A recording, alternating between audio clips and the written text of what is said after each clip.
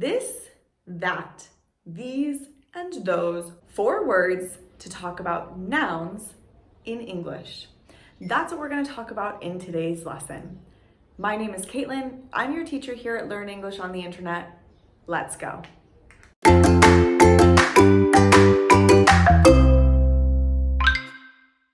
The words this, that, these, and those are called demonstrative pronouns. They give us 2 pieces of information about the nouns that they come before. They tell us quantity or how many, and they tell us location or where.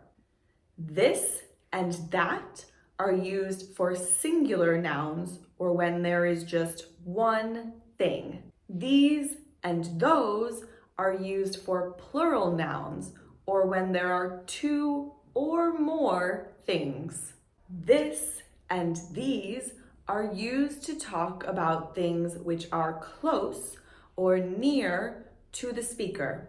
That and those are used to talk about things that are far away from the speaker.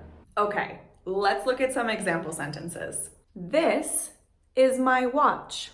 These are my bracelets. That is a pencil. Those are beautiful birds. Can you make 4 example sentences using this, that, these, and those?